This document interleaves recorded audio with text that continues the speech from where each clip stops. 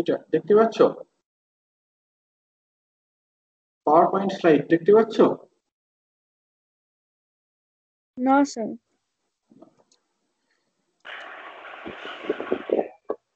এবার এবার দেখা যাচ্ছে? হ্যাঁ স্যার। এখানে বেসিক্যালি প্রথমে কিছু গল্প বলা রয়েছে আর কি, যে এই অ্যাটমিক ফিজিক্স কিভাবে ডেভেলপড হয়েছে, সেইটাকে একটু রিভিউ করা রয়েছে আর কি। ব্রিফলি এই ক্রনোলজি গুলোকে ডিসকাস করা রয়েছে। You remember probably it was 460 BC when Democritus developed the idea of atoms. He pounded up materials in a pestle and mortar until he had reduced them to smaller and smaller particles, which he called the atoma. Greek ভাষায় অ্যাটোমা এই কথার অর্থ হচ্ছে invisible. ওই সেই তোমরা খুব ছোটবেলায় পড়েছো না, যে তোমার ওই একটা এরকম বাটিতে নিয়ে তোমার যদি চককে বা কোনো কিছু মেটেরিয়ালকে নিয়ে ভাঙতে থাকো একদম ছোট ছোট ছোট ছোট পার্টিকেলে চলে গেলে এমন একটা জায়গাতে চলে গেলে যার পরে আর ম্যাক্রোস্কোপিক ভিউ পয়েন্ট থেকে এই জিনিসগুলোকে আর স্প্লিট করা যাচ্ছে না। তো at that time he called those smaller particles atomos, invisible. এরপর অনেকটা সময় পরে 1808 জন ডাল্টন, এটাও তোমরা কেমিস্ট্রি বইতে নিশ্চয়ই পড়ে এসেছো। He suggested that all matter was made up of tiny spheres that were able to bounce around within perfect elasticity and called them he called them atoms. এই জন ডাল্টন এই নামটা দিয়েছিলেন অ্যাটমস। হ্যাঁ, he suggested that all matter was made up of tiny spheres that were able to bounce around with perfect elasticity and he called them atoms. এরপর in 1898 it was J.J. Thomson who found that atoms could sometimes eject a far smaller negative particle which he called the electron. তোমরা জানো যে মানে Thomson এবং তার ছেলে দুজনই Nobel prize পেয়েছিলেন, শুনেছো?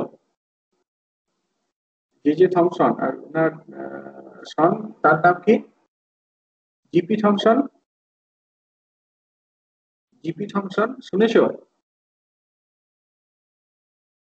Hello,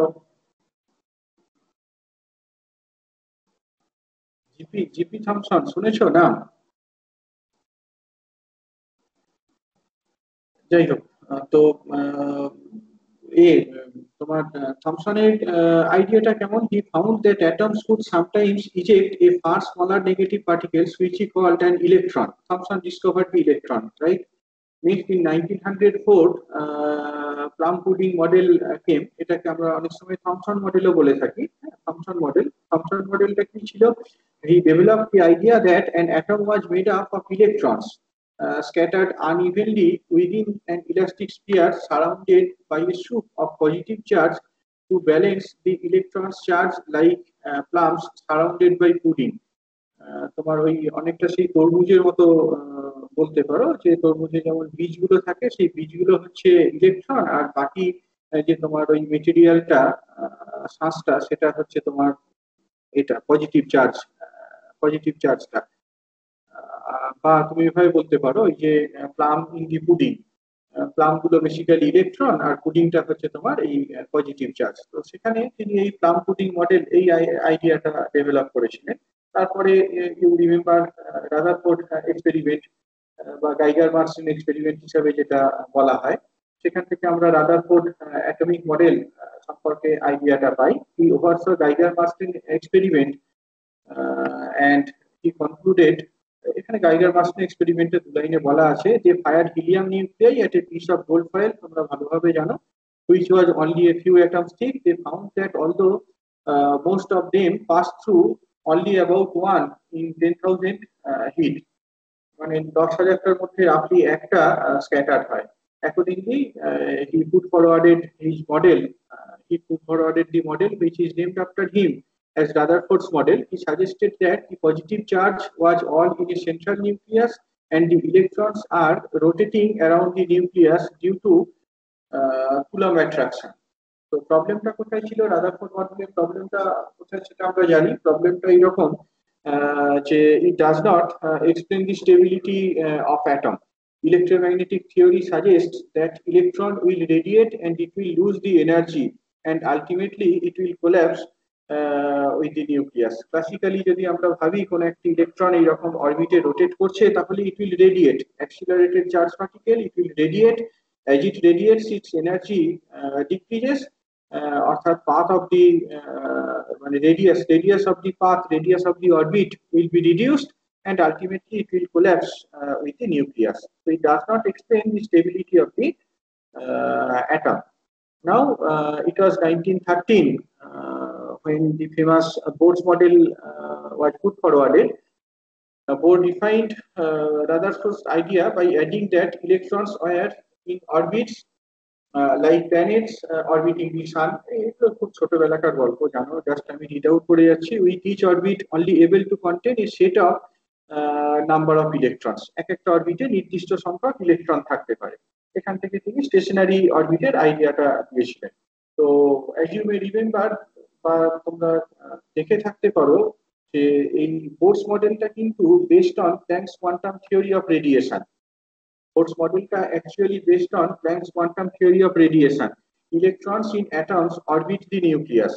Electrons in atoms orbit the nucleus. The electrons can only orbit stably without radiating in certain orbits, যেগুলোকে আমরা stationary orbit বলে থাকি, right? The electrons can only orbit stably without radiation in some certain orbits, which we call the stationary orbits, at a certain discrete set of distances from the nucleus.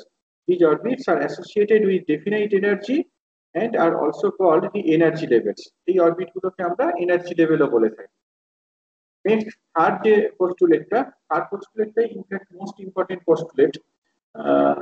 Electrons can only gain or lose energy by jumping from one allowed orbit to another. হ্যাঁ, একটা orbit থেকে আরেকটা অরবিটে যদি transition হয়, একটা orbit থেকে আরেকটা অরবিটে যদি ট্রানজিশন হয় তবেই কিন্তু তোমার এইরকম রেডিয়েশন সম্ভব আর কি। সেটা অ্যাবজর্পশনের থ্রুতে হতে পারে বা এমিটিং রেডিয়েশন সেরকম ভাবে হতে পারে। বা অ্যাবজর্পশন আর emission, the electron can gain or lose the energy. Okay, যদি এই অ্যাবজর্পশন বা রেডিয়েশন, অ্যাবজর্পশন বা এমিশনের ফ্রিকোয়েন্সিটা নিউ হয় তাহলে E2 - E1 is simply equal to h nu. E2 - E1 equals to h nu. এখানে স্পিরিটিক্যালি জিনিসটা দেখানো রয়েছে যে তোমার হায়ার অরবিট থেকে লোয়ার অরবিটে যখন যাচ্ছে তখন তোমার রেডিয়েশন এমিট করছে, আর যদি তোমার এটা লোয়ার অরবিটে থাকে, যদি এটা লোয়ার অরবিটে থাকে upon absorbing proper radiation it will make a transition to the higher orbit. তো লস অফ ক্লাসিক্যাল মেকানিক্স আমরা জানি যে বোর মডেলটা বেসিক্যালি একটা সেমি ক্লাসিক্যাল অ্যাপ্রোচ। এখানে তোমার ওই লস অফ ক্লাসিক্যাল মেকানিক্স এইগুলোকে অ্যাপ্লাই করা হয়েছে। ক্লাসিক্যাল মেকানিক্সের লগুলোকে বেসিক্যালি আমরা অ্যাপ্লাই করেছি, শুধুমাত্র একটাই কোয়ান্টাম রুল এখানে অ্যাড করা হয়েছে। Laws of classical mechanics apply to the motion of the electron about the nucleus only when restricted by the quantum rule that mvr equals to nh cross. Angular মোমেন্টামটা যদি এরকম quantized নেওয়া হয়, নিয়ে আমরা ক্লাসিক্যাল মেকানিক্সের লগুলোকে অ্যাপ্লাই করি, তাহলে এই স্টেশনারি অরবিট গুলোর এনার্জি কত হবে সেটাকে বলে দিতে পারবো। এইখানে যে এন গুলোর কথা বলা হয়েছে সেই এনটা অ্যাকচুয়ালি প্রিন্সিপাল কোয়ান্টাম নাম্বারকে রিপ্রেজেন্ট করে, বাট এখানে দেখতে পাচ্ছ যে এই এনটা বেসিক্যালি অ্যাঙ্গুলার মোমেন্টামটাকে কোয়ান্টাইজ করছে। এই এনটা অ্যাকচুয়ালি অ্যাঙ্গুলার মোমেন্টামটাকে কোয়ান্টাইজ করছে। এখানটা একটা মিসম্যাচ রয়েছে, মানে মিস ইন্টারপ্রিটেশন রয়েছে, যেটা আমরা আগে পয়েন্ট আউট করেছিলাম। এটা হচ্ছে অ্যাঙ্গুলার মোমেন্টাম, এমটা মাস, ভিটা ভেলোসিটি, আরটা হচ্ছে রেডিয়াস অফ দি অরবিট। তোমরা যদি ইন্টারেস্টেড থাকো তাহলে এইটা একটু দেখতে পারো আর কি, যে এই বোর মডেলটা কিভাবে পাওয়া গিয়েছিল, how Bohr arrived at this model. How Bohr arrived at this model সেটাই উইকিপিডিয়া একটা রয়েছে, একটা রিসোর্স এখানে স্পেসিফাই করা রয়েছে, সেখান থেকে দেখতে পারো। হি actually started with planks theory, planks quantum theory, যে E2 - E1 equals to h nu। দুটো স্টেটের মধ্যে যদি ট্রানজিশন হয় তাহলে h nu পরিমাণ রেডিয়েশন এমিটেড হবে। সেইখান থেকে তিনি ডিরাইভ করেছিলেন যে অ্যাঙ্গুলার মোমেন্টামটা উইল বি কোয়ান্টাইজড। বাট আমরা যখন পড়ি এমনি কনভেনশনালি যখন পড়ি, আমাদের প্রথম পোস্টুলেট হিসাবে বলা হয় অ্যাঙ্গুলার মোমেন্টামটা কোয়ান্টাইজড। এটা অ্যাকচুয়ালি তোমার এই এ থেকেই এসেছিল, প্ল্যাঙ্কস ল অফ রেডিয়েশন এই জায়গাটা থেকেই অ্যারাইভ হয়েছিল। যাই হোক, এখন তো আমরা কোয়ান্টাম মেকানিক্স পড়েই ফেলেছি, কাজে আমরা জানি যে অ্যাঙ্গুলার মোমেন্টামটা ট্রুলি কোয়ান্টাইজড।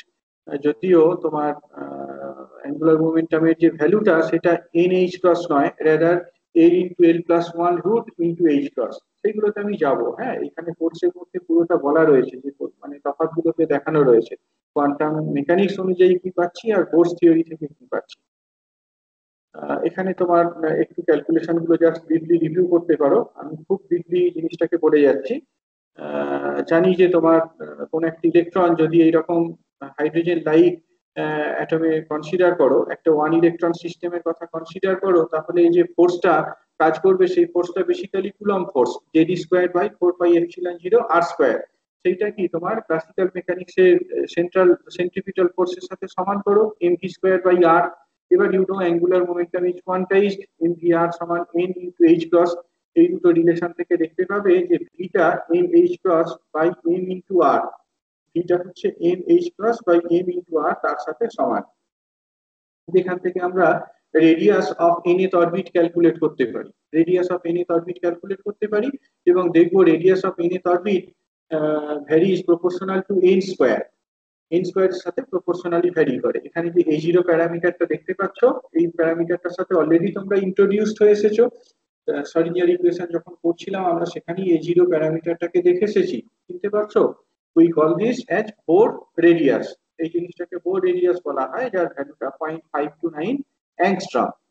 এরপর আমরা ভেলোসিটিটাকে যদি ক্যালকুলেট করি in terms of Z and N, তাহলে এইরকম হবে। জেড আর এন এর টার্মে যদি এটাকে ক্যালকুলেট করা হয়, তাহলে এইরকম কিছু একটা এক্সপ্রেশন পাবো ভেলোসিটির। এটা একটা পয়েন্ট কিন্তু নোট করার, এই যে ভেলোসিটিটা, সেই ভেলোসিটিটা দেখতে পাচ্ছ যে তোমার এন এর উপরে ডিপেন্ড করে। ফার্স্ট অরবিটে যখন আছে তখন তার ভেলোসিটিটা কি দেখতে পাচ্ছ, লার্জেস্ট। যখন সেকেন্ড অরবিট বা থার্ড অরবিট, হায়ার অর্ডার অরবিটে যখন যাচ্ছে, এর ভেলোসিটিটা কমতে থাকছে, ভেলোসিটিটা 1/n এর সাথে ফল করে। একটা জিনিস এখানে নোট করার আছে, যদি আমরা ফার্স্ট অরবিটে অর্থাৎ bore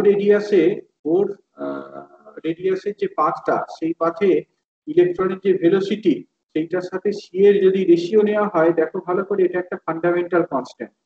V one by c এইটা একটা ফান্ডামেন্টাল কনস্ট্যান্ট। এইটাকে যদি আমরা নিউমেরিক্যালি ইভ্যালুয়েট করি, দি ভ্যালু উইল বি 1/137। এটাকে আলফা বলা হয়। আলফা সিম্বলটার সাথে পরিচিত আছো? সমারফিল্ড ফাইন স্ট্রাকচার হ্যাঁ, কনস্ট্যান্ট। হ্যাঁ, এইটাকে ফাইন স্ট্রাকচার কনস্ট্যান্ট বলা হয়। এইটাকে ফাইন স্ট্রাকচার কনস্ট্যান্ট বলা হয়। ইনফ্যাক্ট আরেকটু পরে গিয়ে তোমরা দেখতে পাবে যে এটা একটা ফান্ডামেন্টাল কনস্ট্যান্ট, সেটা এখান থেকে দেখতেই পাচ্ছি। এটার আরেকটা ইন্টারপ্রিটেশন রয়েছে, যে এটা তোমার ফান্ডামেন্টাল ইন্টারাকশন, ইলেকট্রোম্যাগনেটিক ইন্টারাকশন, তার রিলেটিভ স্ট্রেংথকে ইন্ডিকেট করে। আমরা নেচারে যে চারটে ফান্ডামেন্টাল ইন্টারাকশন জানি, নেমলি তোমার বলো, gravitational interaction, weak interaction, electromagnetic interaction এবং স্ট্রং ইন্টারাকশন। তো এই ইলেকট্রোম্যাগনেটিক ইন্টারাকশনের যে রিলেটিভ স্ট্রেংথ, সেই রিলেটিভ স্ট্রেংথটাকে এই ফাইন স্ট্রাকচার কনস্ট্যান্ট আলফা দিয়ে ডিসক্রাইব করা হয়। Relative strength of the electromagnetic interaction is alpha, which is 1/137. Therefore, you can calculate the kinetic energy. Once you have the expression for the velocity, you can readily calculate kinetic energy. You can calculate the potential energy. You can calculate the total energy minus jd square by 8 pi epsilon 0 Rn. Rn এর ভ্যালুটাকে বসিয়ে দিতে পারো। Rn এর value যদি বসিয়ে দাও, তাহলে দেখতে পাবে যে এক্সপ্রেশনটা হচ্ছে এইরকম। চিনতে পারছো এক্সপ্রেশনটা? It is the same expression as we have derived from Schrodinger equation. Schrodinger equation যে জিনিসটা পেয়েছো একদম একই রকম। So you see that En is negative here, এনার্জিটা নেগেটিভ, সেটা কি রিপ্রেজেন্ট করে? এটা বেসিক্যালি বাউন্ড স্টেটকে রিপ্রেজেন্ট করে। As you see that the energy is negative, so it basically represents the bound state. আরো কিছু জিনিস এইচএসএ পড়ার সময় তোমরা খেয়াল করেছো, যে কাইনেটিক এনার্জিটা পোটেনশিয়াল এনার্জির ম্যাগনিটিউড এর হাফ। কাইনেটিক এনার্জিটা টোটাল এনার্জির ম্যাগনিটিউডের সাথে সমান, এবং প্রত্যেকে তারা পোটেনশিয়াল এনার্জির ম্যাগনিটিউডের হাফ। হাইড্রোজেন অ্যাটমের জন্য যদি আমরা এনার্জিটাকে লিখি জে ইকুয়ালস টু 1, এনার্জিটাকে যদি লিখি তাহলে -13.6/n² এইরকম পাবো আর কি, in the unit of electron volt. এবার frequency of electromagnetic radiation due to transition from Ni to Nf। ধরো তোমার কোন একটা অরবিট থেকে আরেকটা অরবিটে যখন ট্রানজিশন হচ্ছে তখন আমরা ইনিশিয়াল অরবিটের এনার্জি লিখতে পারি কত, এনটাকে Ni দিয়ে রিপ্লেস করো, ফাইনাল অরবিটের এনার্জিটাকে লিখে ফেলতে পারি এনটাকে Nf দিয়ে রিপ্লেস করে। এবার এদের মধ্যে ডিফারেন্স ক্যালকুলেট করো। এগুলো সব তোমরা করে এসেছো, জাস্ট একটু রিভিউ করা। হ্যাঁ, corresponding angular frequency of radiation omega হলে ওমেগাটাকে লিখতে পারি ΔE/h+, তার এক্সপ্রেশনটা হবে এরকম কিছু একটা। এখান থেকে তুমি নিউও ক্যালকুলেট করতে পারো, বেসিক্যালি ω/2π। আরো কিছু কথা এখানে বলা আছে যে 1/λ, 1/λটাকে কি বলা হয় বলো তো? 1/λকে 1/λ নিউ সমান কত? c/λ। নিউ সমান c/λ। 1/λকে কি বলা হয়? ওয়েভ নাম্বার, মনে পড়ছে? 1/λকে ওয়েভ নাম্বার বলা হয়। কেন ওয়েভ নাম্বার বলা হয়? তার কারণ ইউনিট লেন্থের মধ্যে কতগুলো ওয়েভ রয়েছে সেটাকে বোঝানো হচ্ছে। ল্যামডা মানে কি? ল্যামডা মানে ওয়েভ লেন্থ, অর্থাৎ ল্যামডা লেন্থের মধ্যে একটা ওয়েভ রয়েছে। তাহলে 1/λ এই কথার অর্থ কি? কতগুলো ওয়েভ রয়েছে। হ্যাঁ, 1/λ মানে হচ্ছে তোমার বেসিক্যালি কতগুলো ওয়েভ রয়েছে ইউনিট লেন্থের, সেটা কি ওয়েভ নাম্বার বলা হয়। এটাকে ওয়েভ নাম্বার বলা হয়। কেমন? 1/λ ওয়েভ নাম্বার। সেই ওয়েভ নাম্বারটা বেসিক্যালি তোমার ওয়েভ নাম্বারকে সেন্টিমিটার ইনভার্স বা মিটার ইনভার্স এইরকম ইউনিটে এক্সপ্রেস করা হয়। সেটাকে লিখতে পারি r∞z² ইন্টু দিস, যেখানে r∞টা জানো তোমরা m e⁴/দিস, এটাকে রিডবার্গ কনস্ট্যান্ট বলা হয়। এবার যদি আমরা বিভিন্ন স্টেটের মধ্যে ট্রানজিশন কনসিডার করি তাহলে বিভিন্ন রকম ফ্রিকোয়েন্সি বা বিভিন্ন রকম ওয়েভ লেন্থ পাবো। ফর এক্সাম্পল, যদি আমরা হায়ার অরবিটস থেকে n=1 অরবিটে ট্রানজিশনের কথা কনসিডার করি তাহলে যে ওয়েভলেন্থ গুলো পাওয়া যায় সেইগুলো তোমার আল্ট্রাভায়োলেট রেজিমে থাকে, এইগুলোকে লাইম্যান সিরিজ বলা হয়। তারপর n=2টা যদি ফাইনাল অরবিট হয়, n=2টা যদি ফাইনাল অরবিট হয় হায়ার স্টেট থেকে ট্রানজিশন হলে সেগুলোকে আমরা বামার সিরিজ বলি। এইগুলো ভিজিবল রেঞ্জে থাকে, এগুলোকে আমরা চোখে দেখতে পাই। তারপর n=3 তে যদি হয় সেটা তোমার ইনফ্রারেড ডোমেইন থাকে, সেগুলোকে পাসেন সিরিজ বলা হয়। সেরকম ব্র্যাকেট সিরিজ, ফান সিরিজ, এরকম বিভিন্ন রকম সিরিজ রয়েছে। হ্যাঁ, first line in Balmer series যদি বলা হয় সেটা কোন ট্রানজিশনকে বোঝাচ্ছে বলতো? First line in Balmer series, first line in Balmer series বলতে পারবে? First line in Balmer series হচ্ছে এই যে লাইনটা, এই লাইনটা হচ্ছে ফার্স্ট লাইন, যেটা corresponds to the transition from n=3 to n=2। এটা হচ্ছে second line in Balmer series that correspond to transition from n=4 to n=2 and so on. এখানে তোমার এই বিভিন্ন সিরিজগুলোর ক্ষেত্রে ওয়েভলেন্থ গুলো কেমন হয়, মিনিমাম ওয়েভলেন্থ কত, ম্যাক্সিমাম ওয়েভলেন্থ কত, সেগুলোকে স্পেসিফাই করা রয়েছে। যেমনটা দেখছো যে লাইমেন সিরিজের ক্ষেত্রে আল্ট্রাভায়োলেট হয়, বামার সিরিজের ক্ষেত্রে ভিজিবল হয়, পাসেনের ক্ষেত্রে ইনফ্রারেড, ব্র্যাকেটের ক্ষেত্রে ইনফ্রারেড, ফান সিরিজের ক্ষেত্রে ইনফ্রারেড। এখানে তোমার মিনিমাম ওয়েভলেন্থ কত, ম্যাক্সিমাম ওয়েভলেন্থ কত, সেগুলো সব বলে দেওয়া রয়েছে। তো ফাইনাইট মাসের জন্য আমরা কারেকশন করতে পারি। এখানে তোমার ক্যালকুলেশন করার সময় ইলেকট্রনের মাসটাকে জাস্ট ইলেকট্রন মাস দিয়ে রিপ্রেজেন্ট করা হয়েছে, কিন্তু আমরা আগে বোধহয় বলেছিলাম যে এটা তো বেসিক্যালি একটা two body problem. It is not only the electron but the nucleus is also experiencing the same amount of force. কাজেই এটাকে আমাদের টু বডি প্রবলেম হিসেবেই ট্রিট করতে হবে, অর্থাৎ ইলেকট্রনের মাসটাকে আমরা রিডিউস মাস দিয়ে রিপ্লেস করে দিতে পারি, তাহলেই হবে। যদি রিডিউস মাস দিয়ে রিপ্লেস করা হয় তাহলে এখানে দেখো নিউক্লিয়ার মাসের এফেক্টটা থাকবে। আমরা যদি এইরকম ভাবে ওয়েভলেন্থ ক্যালকুলেট করি ট্রানজিশনের জন্য, সেইটা তাহলে এই মাস ডিপেন্ডেন্ট, নিউক্লিয়ার মাস ডিপেন্ডেন্ট হবে। অর্থাৎ হাইড্রোজেন অ্যাটমে তোমার first line in Balmer series তার ওয়েভলেন্থ যা হবে ডয়টেরিয়ামের জন্য একটা প্রোটন একটা ইলেকট্রন হলেও ডয়টেরিয়াম অ্যাটমে কিন্তু ওই একই লাইনের ওয়েভলেন্থটা আলাদা হবে। অর্থাৎ রিডবার্গ কনস্ট্যান্টটা সেক্ষেত্রে কিন্তু নিউক্লিয়ার মাস ডিপেন্ডেন্ট হয়ে যাবে। এখান থেকে আমরা আইসোটোপ শিফটের আইডিয়াটা পাই। এখান থেকে আইসোটোপ শিফটের আইডিয়াটা পাওয়া যায়। হাইড্রোজেন অ্যাটমের জন্য ট্রানজিশন ওয়েভলেন্থ যা হবে, একই ট্রানজিশনের ক্ষেত্রে ডয়টেরিয়ামের জন্য কিন্তু ওয়েভলেন্থটা ডিফারেন্ট হবে। এখানে ক্যালকুলেট করে দেখানো রয়েছে যে তোমার শিফটটা কেমন হতে পারে আর কি। এইটুকুই মোটামুটি আজকে বলার আছে, বাকিটা আমি পরে স্যার হ্যাঁ হ্যাঁ বলো বলো। হসপিটালে যে এনটা ইউজ